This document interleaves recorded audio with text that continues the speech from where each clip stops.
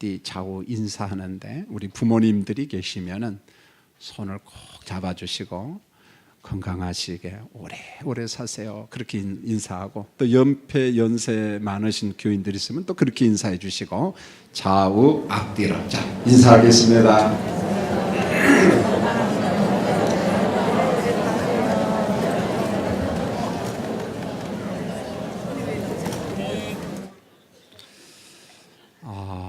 감사합니다. 3대 예배 오신 모든 분들 주의 이름으로 사랑하고 또 환영합니다. 오늘 말씀의 주제를 사도 바울의 부모 심정, 부모님의 마음, 그런 주제를 정해봤습니다. 사실 오늘 읽은 고린도전서, 고린도후서 말씀은 사도 바울이 고린도 교회에 보낸 편지인데 정말 문제가 많고 탈도 많은 교회가 바로 고린도 교회입니다. 사도 바울이 목회하기가 너무너무 힘든 교회. 종종 제가 수요일 날 설교를 하면서 고린도 교회 가서 김 목사야 목회하라 그러면 제가 하나님 앞에 그럴 때 전 거기는 절대 안 가겠습니다. 너무 힘든 교회. 그럼 어디로 갈래 하면은 빌립보 교회로 가고 데살로니가 교회로 가겠습니다. 우리 부목사님들 다 데리고 가겠습니다. 그만큼 목회 환경이 어려운 교회가 고린도 교회입니다. 사도 바울이 순회 선교를 하다 보니까 한 군데 오래 있지를 못했어요. 그래서 예를 들어서 데살로니가 교회 같은 데는 석 달 만에 교회를 개척했거든요. 그리고 어렵다 보니까 이렇게 나왔죠. 보면은 이 바울이 이제 고린도 교회를 방문하려고 하는데 오늘 말씀해 보니까 세 번째 방문 계획을 세웠다 이렇게 말했어요. 그래서 오늘 14절에 보면 이제 세 번째 너희에게 가기를 준비한다. 똑같은 말씀이 고린도 후서 13장 1절에 보면 이제 세 번째 너희에게 가리니. 자, 이렇게 방문 계획을 이야기를 하면서 뭘 이야기하냐면 아주 조심스럽게 주님이 주신 환상을 내가 부득불 여러분들에게 이야기하겠다, 자랑한다 이렇게 말합니다. 그럼 부득불이라는 말을 쓸 필요가 없는데 굉장히 조심하는 거잖아요. 내가 부득불 자랑한다. 이렇게 사도 바울이 조심하는 데는 그만한 이유가 있는데 고린도 교회가 교인들이 참 복잡했어요, 생각이. 그러다 보니까 은사 열광주의자가 있습니다. 그래서 내가 방언을 하는 사람은 난 천사의 언어를 한다, 하나님의 언어를 한다 해가지고 얼마나 호들갑을 떨고 자랑을 하는지 난리가 났어요. 자, 그런가 하면은 신비주의자가 등장을 하고 반지성주의자들, 본인들이 생각할 때는 어떤 말씀에 능통한 자다라고 큰 소리치고 자랑하는데 사도 바울이 볼 때는 아주 무식한 사람들이에요. 이와 같은 다양한 사람들이 많다 보니까 바울이 뭔가 이야기할 때 대단히 조심을 합니다. 고린도 후서 12장 2절을 보면은 내가 14년 전에 아마 이제 그런 것을 봐서 회심을 하고 난 다음에 바울이 큰 은혜를 체험하는 것 같아요. 14년 전에 셋째 하늘에 이끌려갔다 이렇게 말합니다. 환상 기사잖아요, 환상.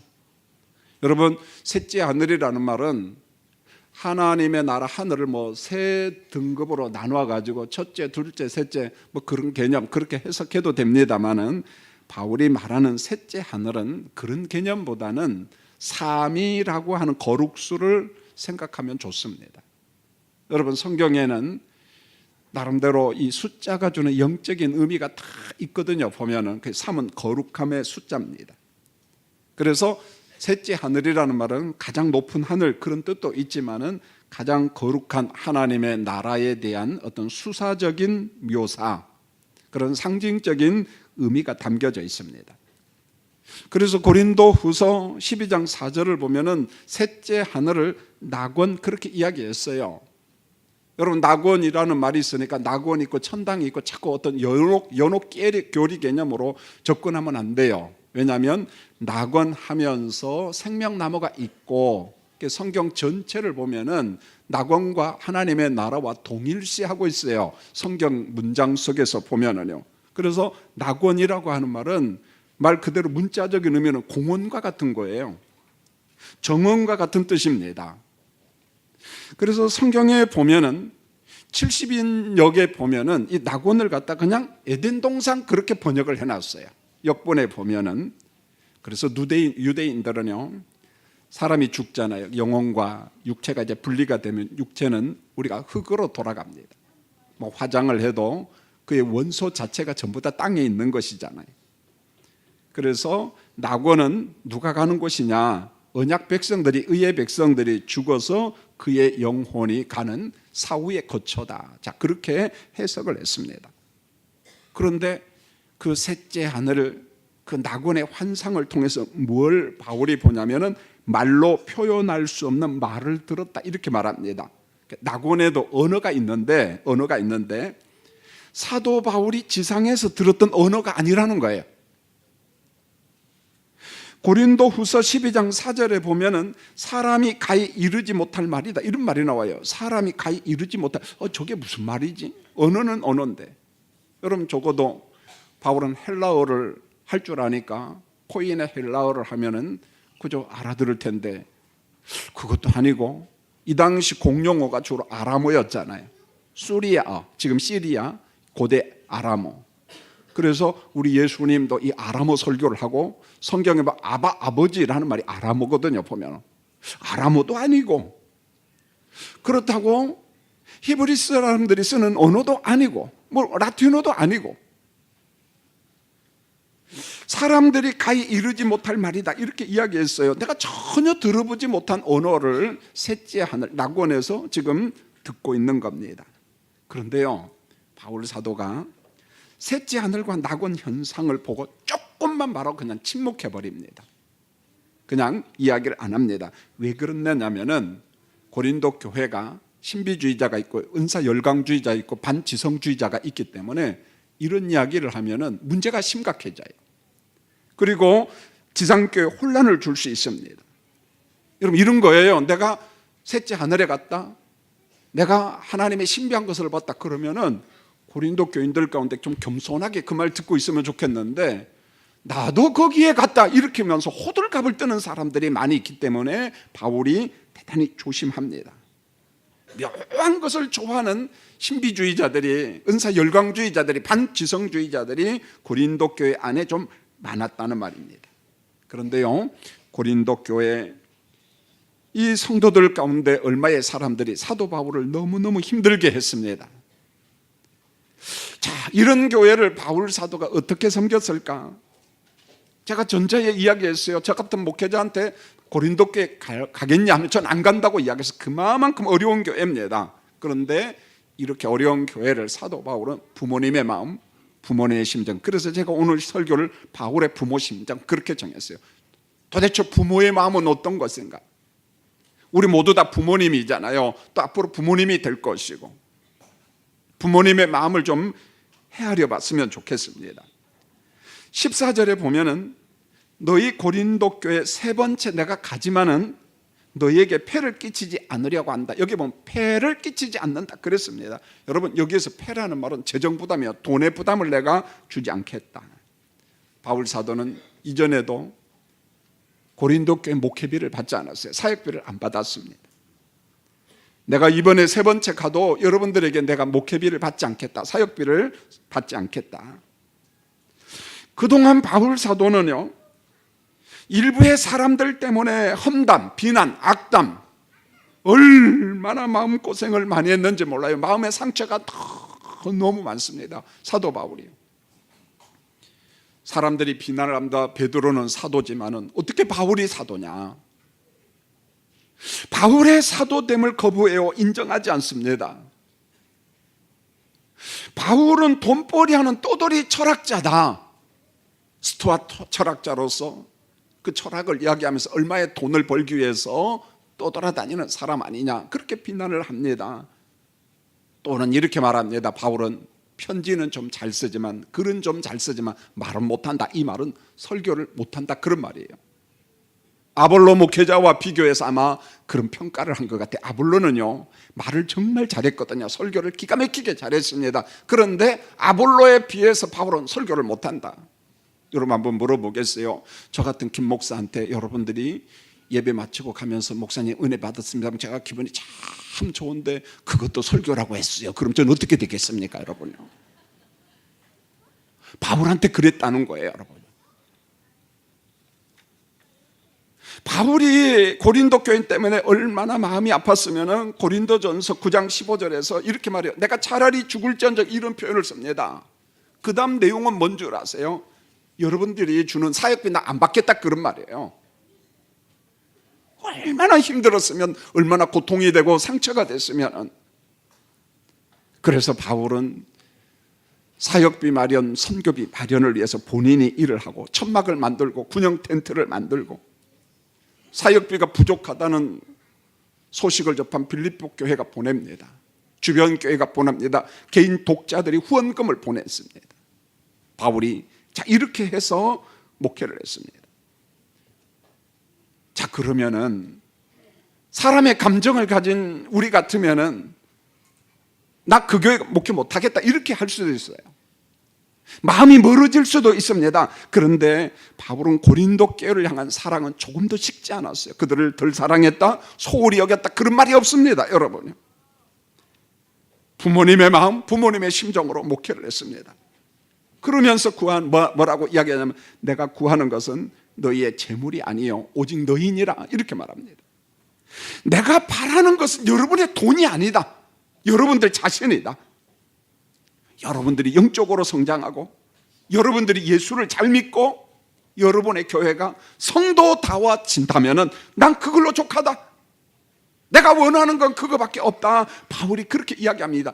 이때 비유로서 이야기하는 게 오늘 말씀인데, 어린아이가 부모님을 위하여 재물을 저축하는 것이 아니요 부모가 어린 아이를 위하여 하느니라, 이 말을 합니다. 이게 무슨 말일까요?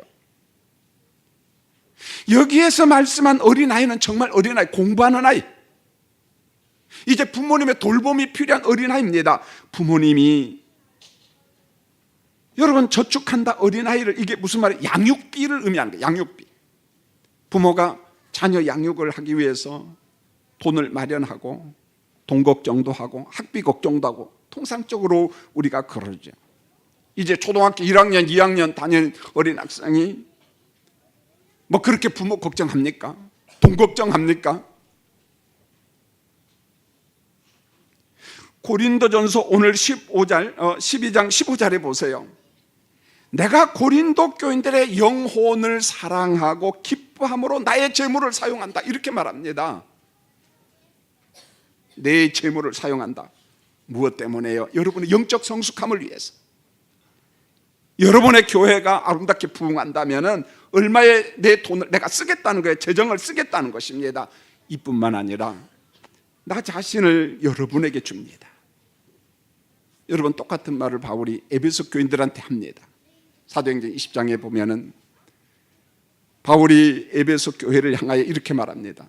여러분도 알다시피 여러분에게 조금이라도 유익이 된다면 모든 걸 내가 다 줬다는 거예요. 열정을 주고 희생, 헌신, 사랑, 재정, 난 모든 것을 다 줬다. 그런데 오늘 말씀에서 바울이 고린도 교회도 그렇게 했다라고 이야기를 하고 있어요. 정성을 다 쏟았다, 그런 말이에요.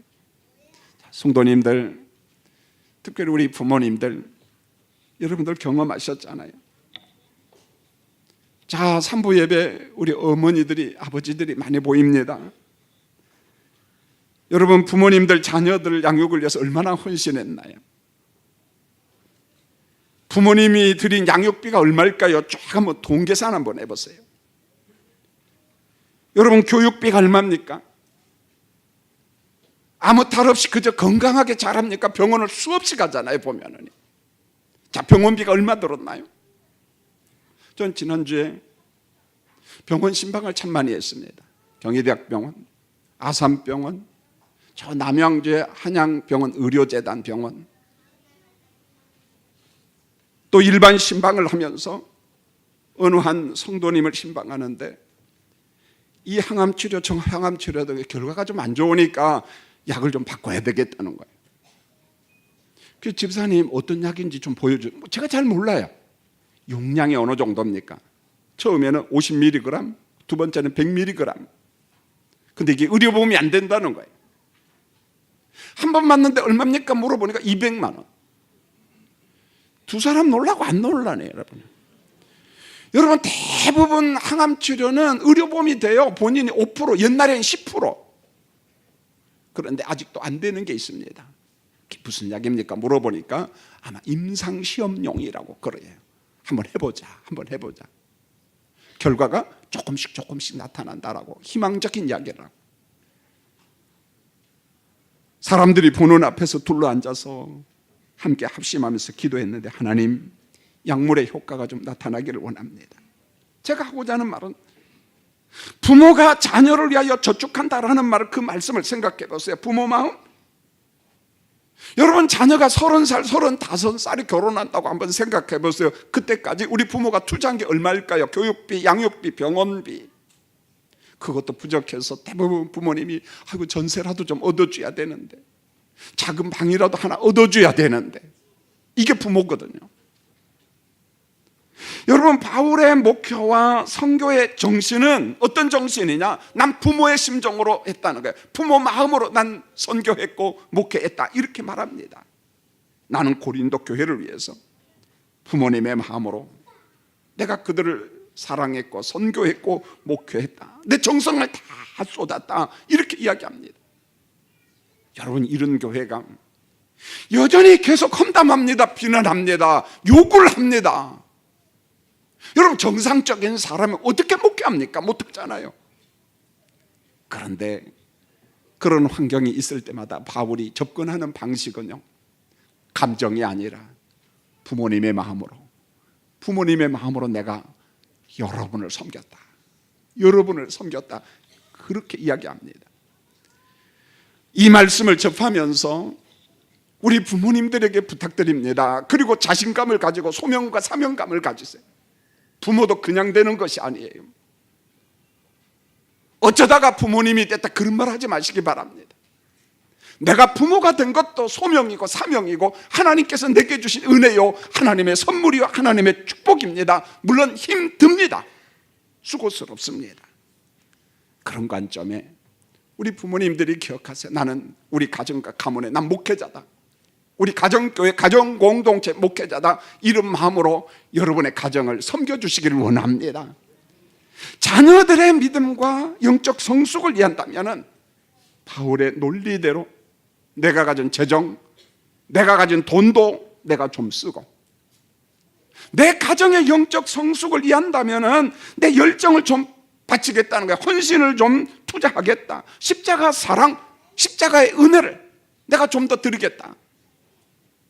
이게 바로 부모님의 마음이라는 거예요. 이게 바로 부모님의 사랑이고 부모님의 희생이고 부모님의 헌신이라는 것입니다. 설교를 준비하면서 어른들은 제 설교가 뭔 말인지 이해를 합니다. 그런데 조금 편하게 산 자녀들은 자꾸만 이런 생각이 들 수 있어요. 그거 마땅히 하는 것 아니냐. 그래서 제가 예화를 하나 들려다가, 뭐 이런저런 것보다 그 목회자니까 그저 제 이야기, 우리 가정 이야기 하는 게 좋겠다. 물론 좀 죄송한 마음은 있죠, 목회자로서. 저희 아버지 이야기인데, 저희 아버지는 교통사고로 다리 한쪽을 완전히 절단을 했습니다. 그러니까 한쪽 다리가 없어요. 자, 어떻게 해서 그렇게 교통사고로 됐나, 저는 너무 어리니까 잘 모르고 이제 저보다 나이가 많은 형님들한테 자세한 이야기를 들었습니다. 아주 오래전에, 제가 아주 어릴 때 저희 집은 장사를 했어요, 오랜 동안. 그래서 제 고향이 전라북도입니다. 전라북도 장수군 장계면인데, 농계 그러죠. 농계가 진주 사람이 아니고 장계 사람입니다. 한 명도 안 놀라시네. 그래서 설명을 하는 겁니다. 장계가 어딘가 이야기하려. 그래서 저희는 장계를 거쳐서 장사를 했어요. 건어물 장사를 하고, 규모가 굉장히 좀 컸습니다. 그다음에 저희 아버지 때부터 계속 옛날에 보면 왜 이불솜 같은 거, 시집 장가 보낼 때 어머니 아버지들이 다 뭘 했어요? 이불을 만들어서, 그래서 이불에다 카시미론을 갖다가 자꾸 덮으면 조금 오래 가니까 그리고 흥농종묘라고 하는 그 씨앗 이것도 팔고 이것저것을 했습니다. 근데 5일장이 되면은 장계에서 장수로 가고 또 진안에 가서 또 안성이, 이 경기도 안성 말고 전라북도 안성도 있어요 보면. 그래서 5일장을 다니고, 그래서 이제 장계장에서 장수장으로 가는데, 옛날에는 그 제무시라는 차가 있잖아요. 트럭 아시잖아요. GMC거든요. 근데 그 제무시 그렇게 이야기합니다. 제무시 그래요. 도로 형편도 안 좋잖아요. 물건을 잔뜩 싣고 운전기사하고 옆에 꼭 옛날에는 조수가 있었잖아요. 타고, 그리고 사람들은 어디에 탑니까? 짐신 위에 탑니다. 도로는 비포장도로 덜렁덜렁 하지요. 환경이 참 안 좋거든요 보면은요. 그래서 물건을 엄청나게 많이 싣고 장계에서 이제 장수장을 보러 가는데, 쌀이제라고 하는 제가 있는데, 그래서 엔진이 고장이 나고 어떻게 잘못해갖고 제가 좀 높잖아요. 그쪽은 산악지역입니다.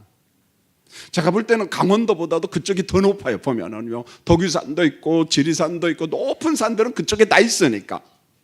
그래서 잘못해갖고 차가 막 굴른 거예요. 막 굴렀어.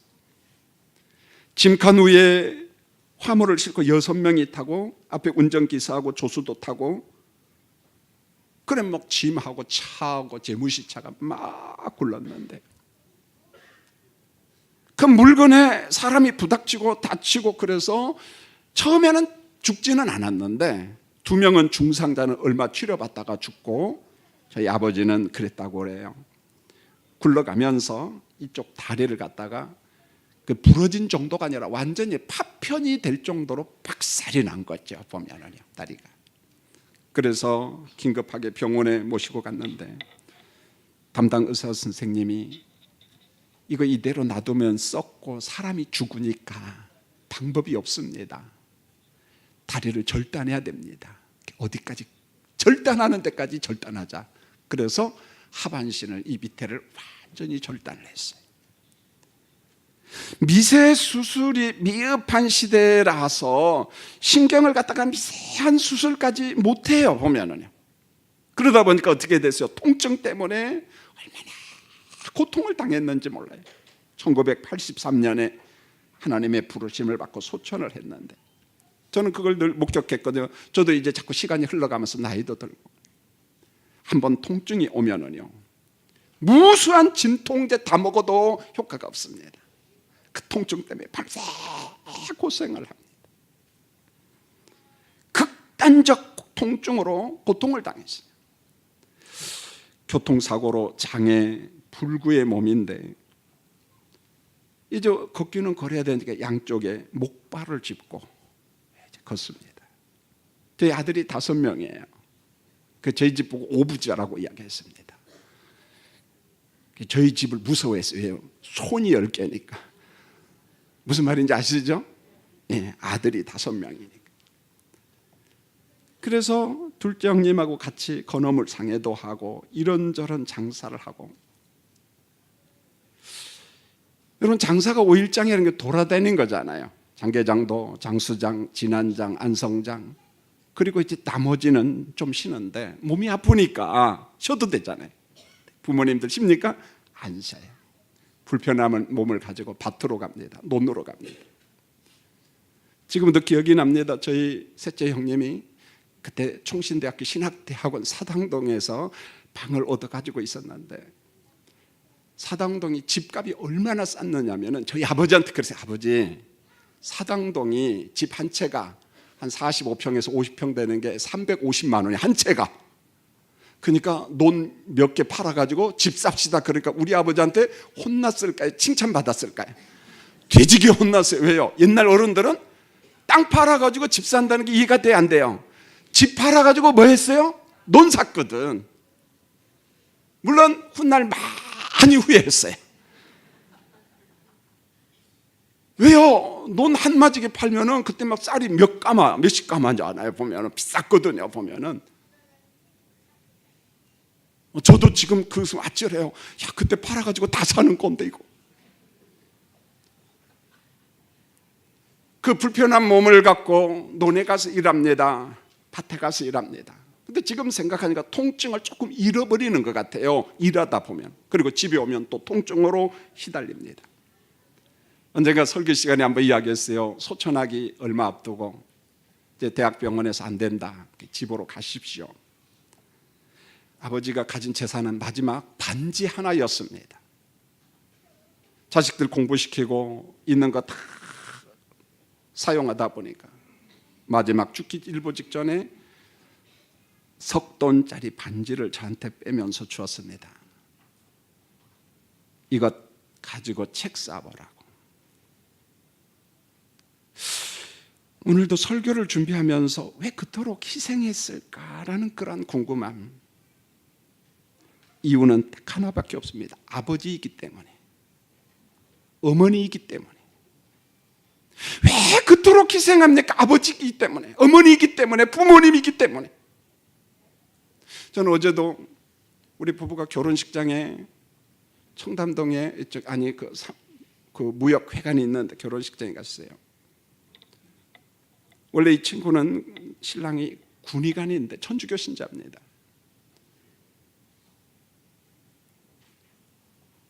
의대를 가긴 가야 되는데 막 갈등할 때 저한테 기도 요청을 했어요. 목사님 기도 좀 해주세요. 그래서 제가 거절했어요. 넌 천주교 신자니까 너네 신부한테 가라. 그러니까 신부한테 안 간대. 목사님한테 간다는 거예요.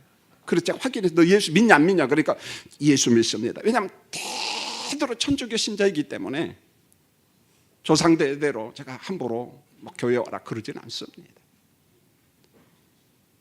이제는 마취과 전문의 훈련을 받고 지금 군의관으로 이제 4월 달에 제대하는데 목사님 저 결혼합니다. 신랑 쪽은 제가 가족을 너무 잘 알거든요. 근데 신부 쪽 영상을 보여주는데 사람들 일부가 훌쩍훌쩍 우는 걸 제가 봤습니다. 신부 이야기입니다. 아버지가 소천했더라고요. 딸이 3명인데 이 딸이 셋째 딸이에요. 영상 보니까 어릴 때 자기들을 돌봐준 아버지 영상이 쭉 나오는 거예요. 그걸 보고 눈물 안 흘릴 사람이 어디 있겠어요? 아버지 고맙습니다. 아버지 감사합니다. 그런 거예요. 이제 마지막 셋째 딸 시집 갑니다. 그 어머니 얼마나 고생했을까라는 생각입니다. 서울 땅에서 아버지 없이 남편 없이 3명의 딸을 양육하고 교육시키고 시집 보낸다는 거 쉽지 않잖아요. 왜 그랬을까? 그 수고를 수고로 여기지 않았을까요? 힘들었지만 왜 그랬을까요? 엄마이기 때문에. 왜 그랬을까요? 아버지이기 때문에. 이게 바로 부모님입니다. 오늘 바울 사도가 뭐라고 이야기합니까? 내가 부모님의 심정으로 여러분을 섬겼다. 바울은 목회 원리를 이야기하면서 내가 영적으로 여러분을 따라가면서 선생이 아니라 난 부모다 이렇게 말합니다. 왜요? 학교 선생님은 부분적인 책임자거든요. 교실에서만 책임집니다. 학교에서만 책임집니다. 이 아이가 학교 밖에 나가면 책임 없어요. 그런데 부모님은 어떤 사람입니까? 학교 쓰든 가정이 쓰든 안 보는 데 쓰든 끝까지 책임지는 사람이 부모거든요. 여러분 오늘 말씀 왜 바울이 낙원 이야기를 합니까? 셋째 하늘 이야기를 합니까? 힘든 고린도 교회를 보면서 하나님의 나라를 보면서 낙원을 보면서 새하늘과 새 땅을 보면서 골치 아프고 문제가 많은 고린도 교회이지만은 나는 여러분들을 위하여 내 돈을 투자하고 내 사랑과 정성을 다 투자했다. 무슨 마음으로요? 부모님의 마음으로, 아버지의 마음으로, 어머니의 마음으로, 부모님의 마음으로. 이제 결론입니다. 사랑하는 성도님들, 여러분들은 부모님이자 바울이 본 하나님의 나라를 소유한 천국의 백성들입니다. 사도 바울의 마음을 가지고 부탁합니다. 조금만 더 내 가정의 영적 성숙과 자녀들의 영적 성숙과 자녀들의 믿음과 자녀들의 그 아름다운 신앙을 위해서 조금만 더 헌신해 주시길 원합니다. 오늘 설교는 자녀들에게 하지 않아요. 우리 부모님들에게 부탁합니다. 여러분 지금까지 수고했어요. 헌신했습니다.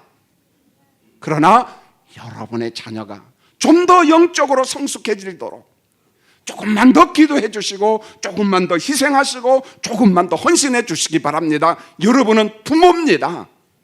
나는 아버지입니다. 나는 어머니입니다. 이 마음으로 여러분의 가정공동체, 가정교회를 지키는 우리 성도들이 되시기를 예수님의 이름으로 축원을 드립니다. 기도하겠습니다. 하나님, 오늘 사도 바울의 부모 마음, 부모 심정을 이야기했어요. 정말 고린도 교회는 목회하고 싶지가 않은 교회예요. 바울을 비난하고 험담하고 악담하는, 그럼에도 불구하고 바울은 포기하지 않았습니다. 부모님의 마음으로, 아버지의 심정으로, 유모의 마음으로 그들을 섬겼고 그들을 가르쳤습니다. 우리 가정공동체, 가정교회를 위하여 세움받은 우리 부모님들, 지금까지도 헌신하고 수고했습니다. 조금만 더 말씀과 성령 안에서 내 가정과 내 자식들을 위하여 기도하는, 섬기는 우리 부모님들이 되도록 크시는 종을 베풀어 주시옵소서. 예수님의 이름으로 기도합니다. 아멘.